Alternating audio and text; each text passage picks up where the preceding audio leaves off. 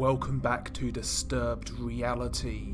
Ever since the creation and growth of this channel, and also the growth of the GoreTuber genre on YouTube, I often ask myself, what is the lure and what is the appeal of such channels such as my own, Plagued Moths, Disturbance, and many more? I often wonder, am I wired differently to the average person, and question myself on whether what I'm doing is right. I'm honest enough to admit that as long as I can remember, I've always had a fascination with the macabre, from watching horror movies as a pre-teen to getting into violent sports such as boxing and MMA. Although I'm not a violent person, the reality is I've always had a morbid curiosity surrounding violence. Ultimately, the more that the GoreTuber and extreme true crime genres on YouTube grow, the more I believe that a large percentage of the population have this fascination with violence to a certain degree, some of course more than others, and some to a detrimental and dangerous level. Some examples of these individuals can be found on my channel, such as the Nepropetrosk maniacs, who in Ukraine went on a 1-month killing spree in the summer of 2007, killing a total of 21 people. The case garnered social media attention, mainly because a murder tape from the case was leaked online. It would later be known as 3 Guys 1 Hammer. And it's safe to say that over the years, millions of curious individuals have attempted to watch the video, most of them being your average everyday person like me or you. But sometimes, it's what we can't see that is most terrifying. For example, imagine yourself laying in bed in the middle of the night and you hear loud creaking or a banging noise. Some people's imagination and instinct will lead them to thinking that there's somebody else in the house, when in reality, probability would indicate that it is merely the wind or creaking pipes. You can also use well-made horror movies as another example. Take the original Texas Chainsaw Massacre, a movie in which that many people would swear is one of the most bloody in the history of cinema, but in reality, very little blood is actually shown in the movie. Instead, the movie creates an atmosphere of tension and a feeling of dread. The movie doesn't show you much, but it leaves your mind to fill in the blanks. But nevertheless, that brings us into today's topic, Gore Lost Media. Let's get into it. Number 1. The Cannibal Tapes. In December 2002, the arrest of Armin Meiwes shocked Germany. He was arrested under suspicion of murder, the victim being 43-year-old Bernd Jürgen Armando Brandes. Due to the graphic and bizarre nature of the case, it garnered mainstream attention across the globe. On the surface at least, Armin appeared to be your everyday working man. He had a very good job as a computer repair technician. He was mild-mannered and generally well liked by the community. But despite the surface level normality, Armin was hiding a deep, dark and depraved fetish of cannibalism. To explore his dark desires further, he joined a now defunct website by the name of Cannibal Cafe, a forum-type website where like-minded individuals with cannibalistic tendencies could discuss their fetish. Armin began posting on the website. He was looking for a willing victim to allow him to kill them and then eat them. Examples of his posts can still be found online. One person on the forum wrote the following: "If anybody wants to eat an 18-year-old gorgeous male, by any means as you wish, then just tell me how you would feel whilst devouring my horny flesh into your belly, and I will reply to you so we can discuss real arrangements. Please eat me." A user by the name of Frankie, which was Armin's pseudonym, replied, "Hi, I am Frankie from Germany. I will eat you. Please tell me your height and your weight. Also, send me a pic. Where are you from? I hope you can come quick to me. I am a hungry cannibal. Your butcher, Frankie." Another post mentioned that Armin was looking for a well-built 18 to 30-year-old to be slaughtered and then consumed. It was a post which had many replies. Several people were expressing their interest to be Frankie's victim.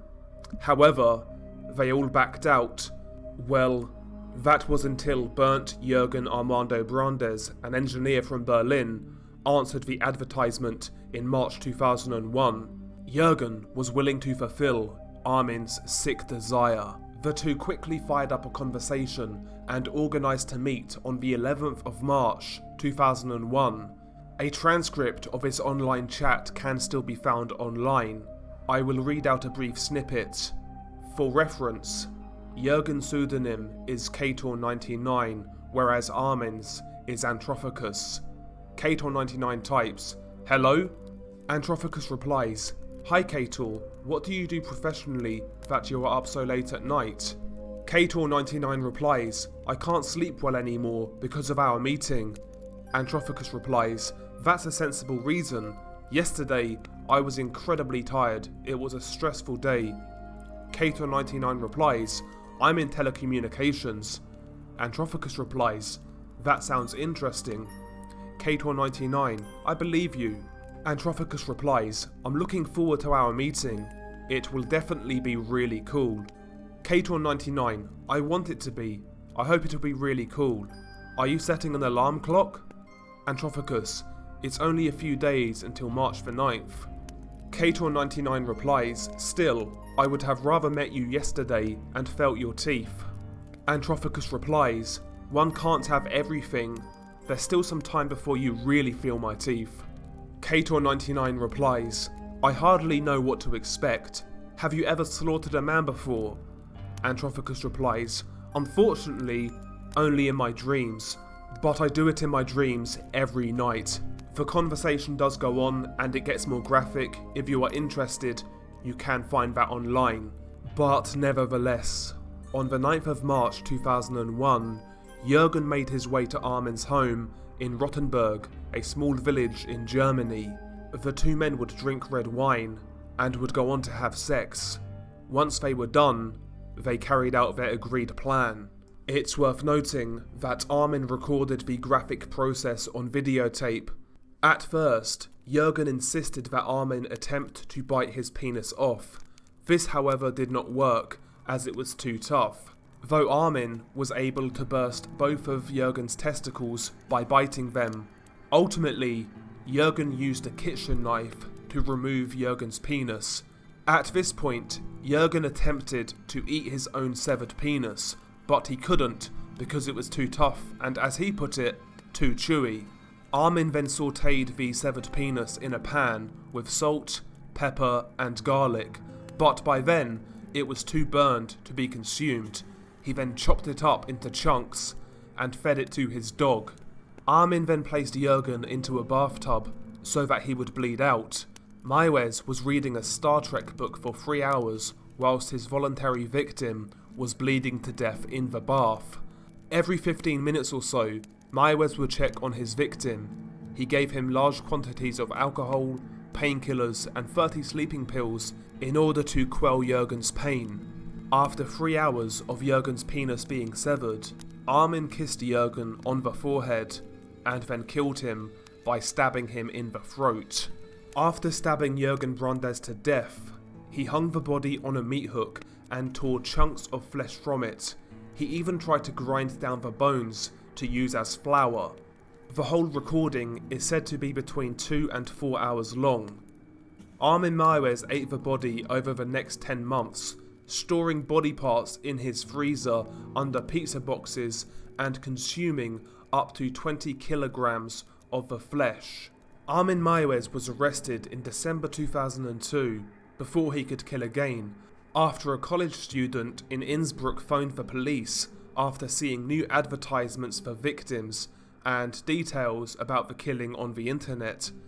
Investigators searched Armin's home and they found body parts and the videotaped killing. On the 30th of January 2004, Maiwes was convicted of manslaughter and sentenced to 8.5 years in prison.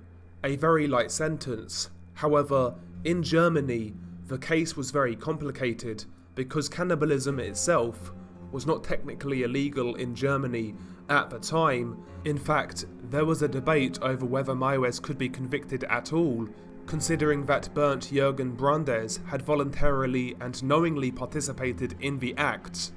However, in April 2005, a German court ordered a retrial after prosecutors appealed his sentence. They believed that he should have been convicted of murder and not manslaughter, and subsequently given a life sentence.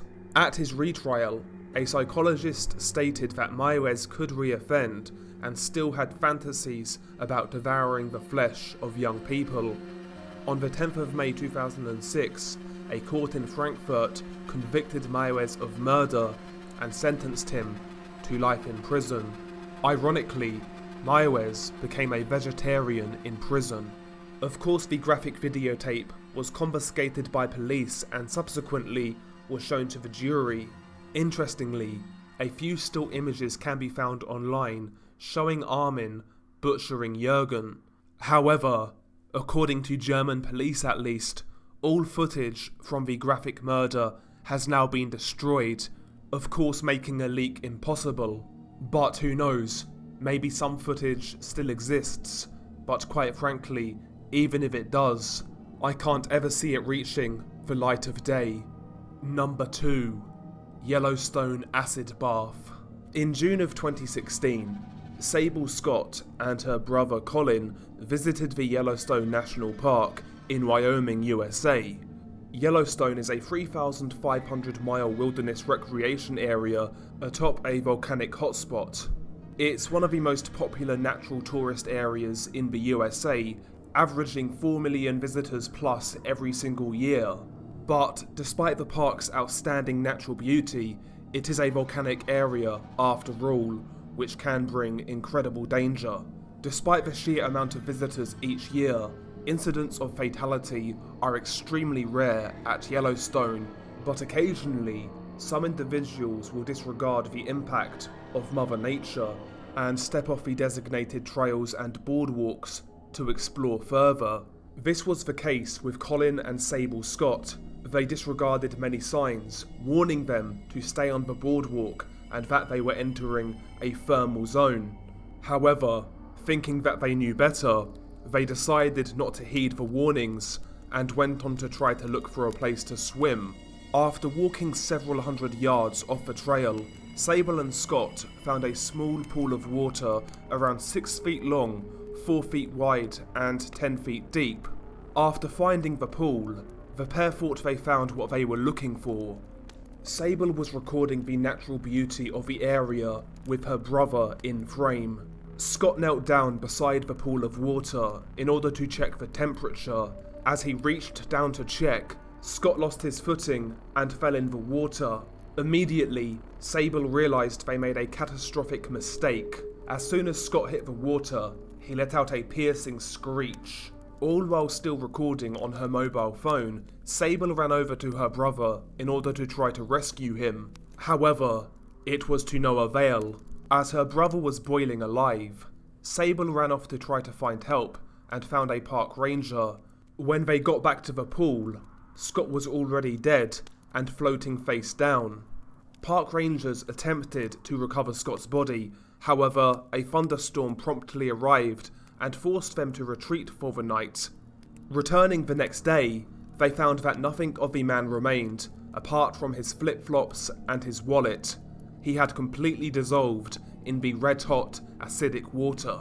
Upon the investigation of Scott's death, Yellowstone Park officials asked for Sable's phone in order to get a copy of the video of Scott's death. Sable gave the officials permission to take her phone and extract a copy of the video. Upon returning the phone to Sable, Yellowstone officials stated to her that she should not watch the video and even asked her would she like them to delete it. However, she said no and that she wanted to keep the footage. She said that she will never watch it, but wanted to keep it. For what reason?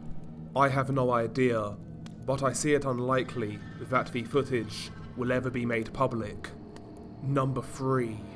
The Dnipropetrovsk Maniac's murder tapes. In the summer of 2007, Ukraine was shocked when two 19-year-old men were arrested for the murder of 21 people around the Dnipropetrovsk region. The case garnered mainstream media attention due to the high body count and the grotesque nature of the murders. The two 19-year-old killers, Viktor Sienko and Igor Saprunyuk, were arrested on the 23rd of July 2007 along with an accomplice, Alexander Hanza. Subsequently, on the 11th of February 2009, all three defendants were found guilty. Sienko and Saprunyuk were sentenced to life imprisonment, whereas Hanza only received 9 years, as he never actually took part in the murders. Upon the men's arrest, police seized the suspects' mobile phones and personal computers, which they found contained multiple video recordings of the murders. Of course, this case is most notable for producing the infamous Three Guys One Hammer snuff video. One misconception surrounding this video is the narrative that the killers actually uploaded this video online themselves. That is not the case. The video actually leaked after the killers were arrested. In fact, it found its way online on the 4th of December 2008 when it appeared on a shock site. To our knowledge, the source of the leak was never identified. The infamous Three Guys One Hammer video depicts the brutal murder of 48-year-old Sergei Yatsenko. As the video plays, Sergei is seen laying on his back in a wooded area, dazed, and he's struck repeatedly in the face with a hammer, which is concealed in a yellow plastic bag. One of the attackers also stabs Yatsenko in the eye and abdomen with a screwdriver. All while this is happening, the killers can be heard laughing and joking at Sergei Yatsenko's expense. The attack lasts for around 4 minutes, during which the victim lapses in and out of consciousness. One murderer is seen smiling towards the camera during the video. After they killed Sergei, the murderers filmed themselves walking back to their car, showing that the crime took place close to the side of a road. They discuss the murder calmly, expressing mild surprise that the victim was still breathing after a screwdriver was plunged into his exposed brain. The two killers then wash their hands and the hammer with a water bottle and begin to laugh. Quite frankly, it's one of the most brutal acts of cruelty that you will ever see. However, this was not the only killing that they recorded. While the prosecution never established a concrete motivation behind the killings, local media reported that the killers had a plan to get rich from the murder videos that they recorded. One of the suspect's girlfriend reported that they planned to make 40 separate snuff videos. This was corroborated by a former classmate who claimed he often heard Saprunyuk was in contact with an unknown rich foreign website operator who ordered 40 snuff videos and would pay much money once they were made. These claims, however, were never officially proven. Another one of their murders, which is believed to have been recorded, is the murder of Valeria Lobachenko. Much like all the other victims, she was beaten in the head and the face with a blunt object. However, the sadistic nature of this murder goes a step further. It turned out that Valeria was pregnant. The killers noticed this and was the reason why they targeted her. They felt she would be vulnerable and unable to defend herself. Upon striking her several times with a blunt object, this did not quell the killer's bloodlust. In fact, they took it a step further. One of the killers cut open Valeria's stomach and womb and ripped out her unborn baby. It's unclear how many of these murders that the killers recorded, but what is for certain is that they recorded more than just the Sergei Yatsenko murder. Let's hope that these snuff videos never see the light of day, and hopefully the Ukrainian authorities destroyed the remaining tapes. Number 4. Grizzly Man. Timothy Treadwell was an American bear enthusiast, environmentalist, and documentary filmmaker and founder of the bear protection organization Grizzly People. Incredibly, He lived among coastal brown bears, which he called grizzly bears, in Katmai National Park in Alaska for 13 summers. Timothy Treadwell lived a unique life, so much so that German director Werner Herzog directed the 2005 documentary film Grizzly Man. It chronicles the life and death of bear enthusiast Timothy Treadwell. The film includes some of Treadwell's own footage of his interactions with brown bears before 2003 and of interviews with people who knew or were involved with Treadwell, as well as professionals who were used to dealing with bears. In October 2003, Timothy Treadwell and his girlfriend Amy Huggenard visited Katmai National Park, which is on the Alaska Peninsula across Shelikof Strait from Kodiak Island. According to Timothy's diaries, his girlfriend Amy feared bears and felt very uncomfortable in their presence. Her final journal entries indicated that she wanted to be away from Katmai. Timothy set his campfire near a salmon stream where wild bears commonly feed in the autumn. Treadwell usually visited the park in the summer, but this time around, he was there later than normal, at a time when bears essentially tried to gain as much fat as possible before winter. Food was very scarce that fall, causing the bears to be even more aggressive than usual. Interestingly, Timothy Treadwell and his girlfriend Amy were planning to leave the park, and he actually returned to the city of Kodiak on the 26th of September to store their gear for the season and catch a connecting flight to return to their home in California. However, after a twisted instance of fate, after an argument with the airline ticketer over the price of altering his return ticket, Treadwell and his girlfriend made the decision to return to their campsite on the 29th of September for an additional week. Treadwell also wanted to locate a female brown bear in which he was concerned about. He said he hated modern civilization and felt better in nature with the bears than he did in the big cities around humans. The bears he had been used to during the summer had already gone into hibernation, and bears that Treadwell did not know from other parts of the park were moving into the area. Some of the last footage taken by Treadwell mere hours before his death includes a video of a bear diving into the river repeatedly for a piece of dead salmon. Treadwell mentioned in the footage that he did not feel entirely comfortable around that particular bear. Many people speculate that it was indeed the very bear that killed him and Amy. The last known contact with Timothy and Amy took place on the 5th of October 2003. Treadwell spoke with an associate in Malibu, California via cell phone. Treadwell mentioned that he had no problems with any bears.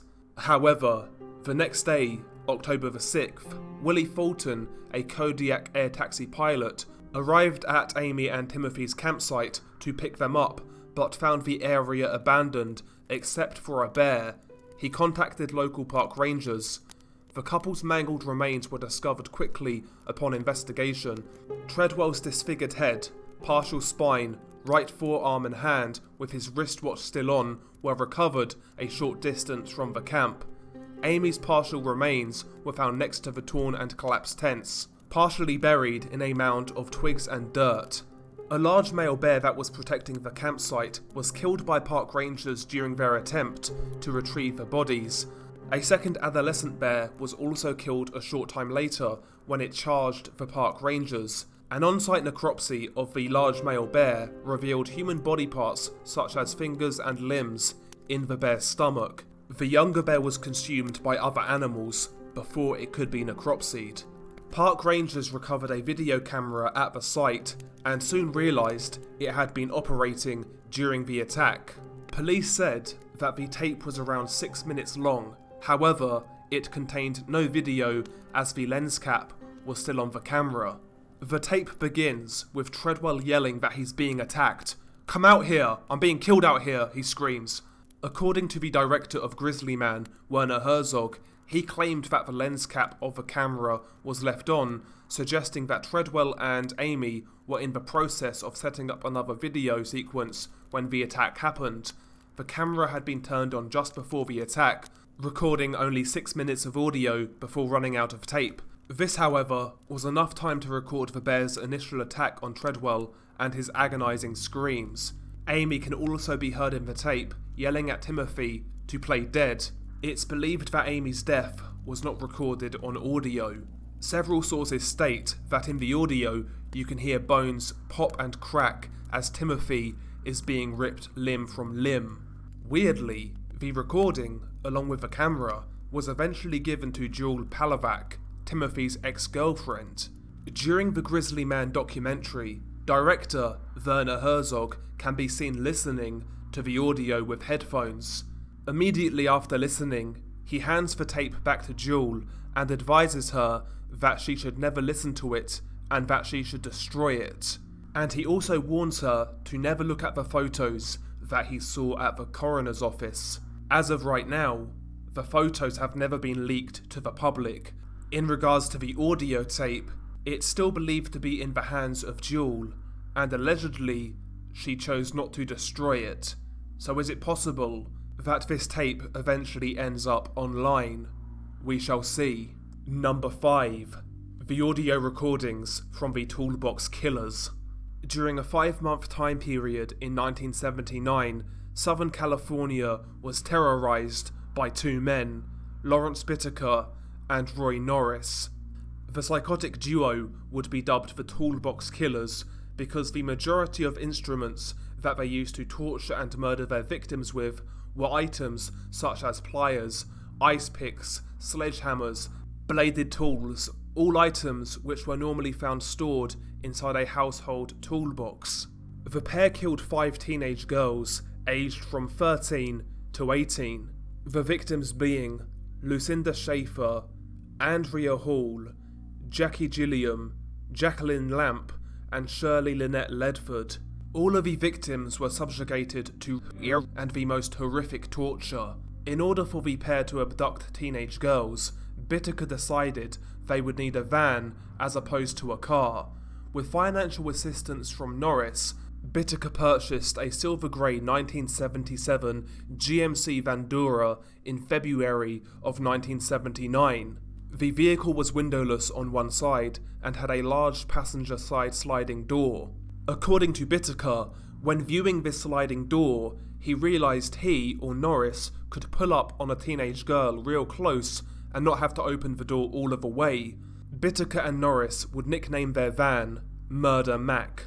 From February to June 1979, Bittaker and Norris picked up over 20 female hitchhikers, although the pair did not assault these girls in any manner. In fact, these were merely practice runs and used as a way to develop techniques to lure girls into the van voluntarily. The pair would also drive around looking for abandoned locations to take their victims, and they found an isolated fire road in the San Gabriel Mountains. Bittaker broke open the locked gate with a crowbar, and he replaced the lock with one of his own. On the 24th of June 1979, the pair set out in search of their first victim, which happened to be Lucinda Schaefer. Schaefer was last seen leaving a church meeting in Redondo Beach. At 7:46 p.m, Norris spotted Schaefer walking down a side street and remarked to Bittaker, "There's a cute little blonde." After unsuccessfully attempting to entice Schaefer into their van with alternative offers of marijuana and a lift home, Bittaker and Norris drove further ahead and parked alongside the driveway. Norris then exited the vehicle, opened the passenger side sliding door and leaned into the van with his head and shoulders obscured from the view behind the door. When Schaefer passed the van, Norris exchanged a few words with her before dragging her into the van and closing the door. Norris bound the victim's arms and legs and gagged her with duct tape as Bittaker drove Schaefer to the fire road in the San Gabriel Mountains, where in April the pair had previously switched the locks. At the fire road, Norris reared Schaefer after instructing Bittaker to go and take a walk and return in 1 hour. Upon returning to the van, Bittaker similarly reared the girl in Norris's absence. Lucinda Schaefer was eventually killed by Bittaker when he manually strangled her until she collapsed to the ground and began convulsing. He then twisted a wire coat hanger around her neck with vice grip pliers until Schaefer's convulsions ceased. Her body was wrapped in a plastic shower curtain and was thrown over a steep canyon that Bittaker had selected. Their second victim was Andrea Joy Hall. On the 8th of July 1979, 2 weeks after the murder of Schaefer, Bittaker and Norris encountered 18-year-old Andrea Hall hitchhiking along the Pacific Coast Highway. As the pair slowed their van to offer Hall a lift, another vehicle pulled over and offered Hall exactly that, which she accepted. Bittaker and Norris followed the vehicle from a distance until Hall exited the vehicle in Redondo Beach. At this point, Norris hid in the back of a van in order to dupe Hall into believing Bittaker was travelling alone. Inside the van, Bittaker offered Hall a cold drink from the cooler in the rear of the van. Norris, who had been hidden behind a bedsheet in the rear of a van, pounced on Hall when she attempted to retrieve a drink, and after a strenuous fight, managed to subdue her by twisting her arm behind her back, causing her to scream in pain. Norris then gagged Hall with duct tape and bound her wrists and ankles. The pair then drove her to the San Gabriel Mountains, beyond where they had earlier taken Schaefer. At this location, she was raped twice by Bittaker and once by Norris. Bittaker ordered Hall to pose for several Polaroid pictures. After the pair got bored of Andrea, Bittaker killed her. He drove an ice pick through her ear into her brain. He then turned her body over and thrust the ice pick into the other ear, stomping on it until it broke. Bittaker then strangled Hall before throwing her body off a cliff. On the 3rd of September 1979, the psychotic pair were on the prowl for more victims. Bittaker and Norris observed 2 girls named Jackie Gilliam and Jacqueline Lamp. They were sitting on a bus stop near Hermosa Beach. Lamp and Gilliam had been hitchhiking along the Pacific Coast Highway before Bittaker and Norris observed them as they were resting at the bus stop. Bittaker and Norris offered the girls a ride, which Gilliam and Lamp gladly accepted. Inside the van, both girls were offered marijuana by Norris, which they accepted. Shortly after entering the van, both girls realised that Bittaker had steered the van off the Pacific Coast Highway and was driving in the direction of the San Gabriel Mountains.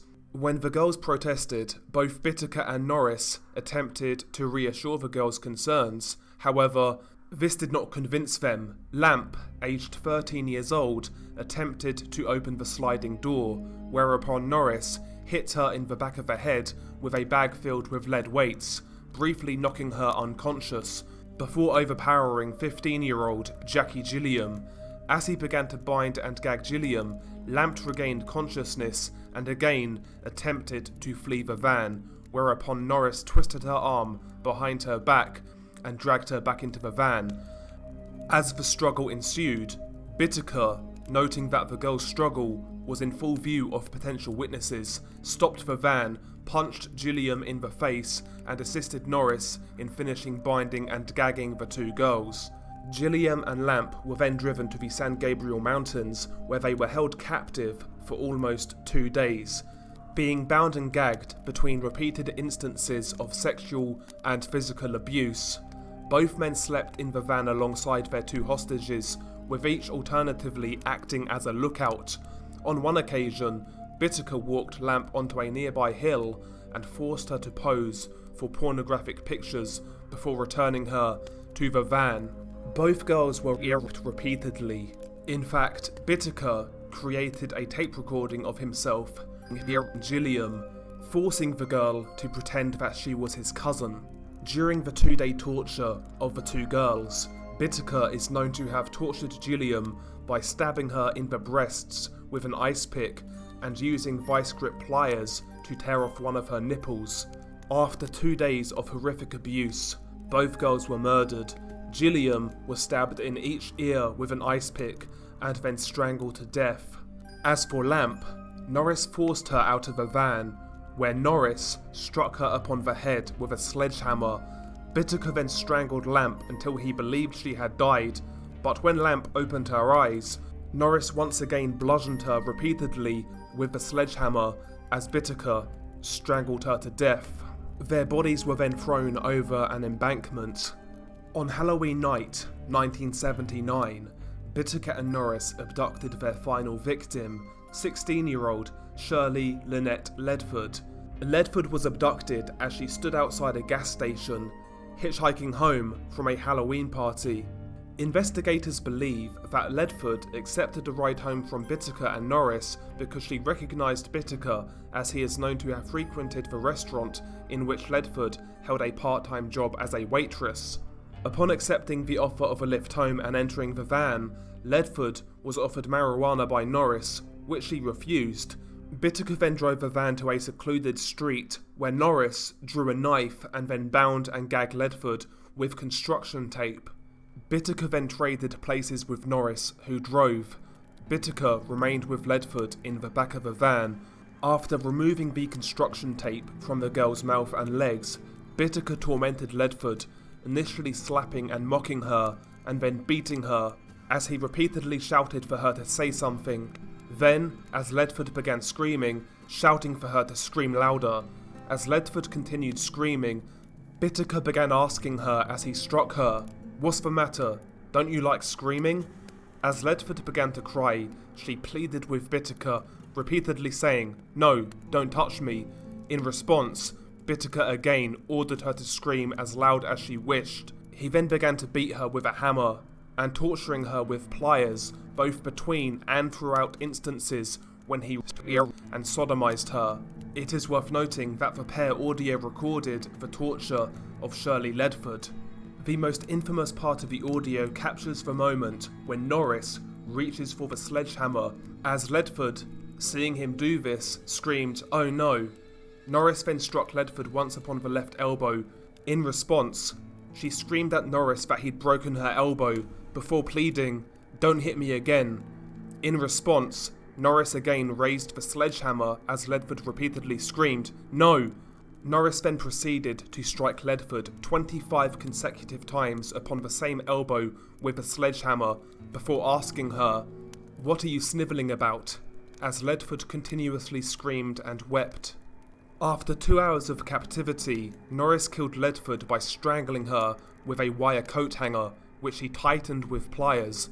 Ledford did not react much to the act of strangulation, although she died with her eyes open. Bittaker then opted to discard her body on a random lawn in order to view the reaction from the press. The pair drove to a randomly selected house in Sunderland, where Norris discarded Ledford's body in a bed of ivy upon the front lawn. Ledford's body was found the next morning by a jogger. An autopsy revealed, in addition to having been sexually violated, she had died of strangulation after receiving excessive blunt force trauma to the face, head, breasts, left elbow, as well as suffering various bone fractures. Her genitalia and rectum had been torn, caused in part by Bittaker having inserted pliers into her body. After an extensive investigation, both Bittaker and Norris were arrested in late 1979. A search of Bittaker's apartment revealed several Polaroid photographs which were determined as depicting Hall and Gilliam, both of whom had been reported missing earlier the same year. Inside Bittaker's van, investigators discovered a sledgehammer, a plastic bag filled with lead weights, a book detailing how to locate police radio frequencies, a jar of Vaseline, 2 necklaces later confirmed as belonging to 2 of the victims, and a tape recording of a young woman in obvious distress, screaming and pleading for mercy while being tortured and sexually abused. The mother of Ledford identified the voice on the tape as being that of her only daughter. The voices of the 2 men mocking and threatening Ledford in the process of her torture and abuse were identified as being Roy Norris and Lawrence Bittaker. Also found in Bittaker's motel were 7 bottles of various acidic materials. Investigators would later discover that Bittaker planned to use these acidic materials upon their next victim. Inside Norris's apartment, police discovered a bracelet he'd taken from Ledford's body as a souvenir. Also found in the homes of both Bittaker and Norris were Polaroid pictures of almost 500 teenage girls and young women, most of which had apparently been taken at Redondo Beach and Hermosa Beach. Some were also taken at a Burbank high school. Eventually, Norris accepted a plea bargain where he agreed to testify against Bittaker and was subsequently sentenced to life imprisonment on May 7th, 1980, whereas on March 24th, 1981, Lawrence Bittaker was sentenced to death for the 5 murders. Despite being sentenced to death, Bittaker died while incarcerated on death row of natural causes on the 13th of December 2019 at the age of 79. His partner in crime, Roy Norris, died only 2 months later, also of natural causes. Despite not having the body count of a Ted Bundy or a John Wayne Gacy, the Toolbox killers are considered to be some of the most sadistic serial killers to ever exist. In fact, Special FBI agent John E. Douglas described Bittaker as the most disturbing individual for whom he has ever created a criminal profile for. What is considered to be one of the most disturbing aspects of this case is the tape recordings, in particular, the recording of Shirley Ledford's torture. The tape is not accessible to the public. However, a brief snippet of the tape was recorded by media as they were outside the courtroom. As the tape was played in the courtroom, the media outside captured the sounds of Shirley Ledford screaming, though this is only a brief snippet of a full tape. Interestingly, and rather disturbingly, the audio cassette that Bittaker and Norris created of themselves and torturing Ledford remains in the possession of the FBI Academy. This recording is now used to train and desensitize FBI agents to the raw reality of torture and murder. The contents of the tape are extremely disturbing and graphic. Just to highlight how bad this case was, the chief detective of the case, Paul Bunyan, later went on to kill himself years after Lawrence Bittaker and Roy Norris were sent down. In his suicide note, he outlined that one of his main reasons was his fear of the 2 killers ever being released from jail. So God can only imagine how bad those tapes are. All I can say, out of respect for the families, is that these tapes never leak, but the fact that these tapes still exist and are in the possession of the FBI, anything is possible. Anyway guys, I hope you enjoyed this video, if you can enjoy this sort of content. I just wanted to mix it up for you. This was something completely different for me, so I hope you enjoyed it. If you do want more of these sort of top 5 sort of videos or countdowns, etc., please let me know, because I will consider them in the future. So yeah, let me know what you guys thought of this video. I could have actually made this longer, especially with a couple of the cases, such as the Toolbox Killers and the Armin Meiwes case, but if I went 100% in depth, this video would probably be 2 hours long. So yeah, I kind of tried to keep it bite-sized, but here we are, nearly 45 minutes in. But anyway guys, thank you for the support, it's much appreciated. You guys really keep me going, you give me great motivation, and we are on the verge of hitting 200,000 subscribers. So thank you guys so much for the support. And as always, stay safe, and I'll catch you on the next one.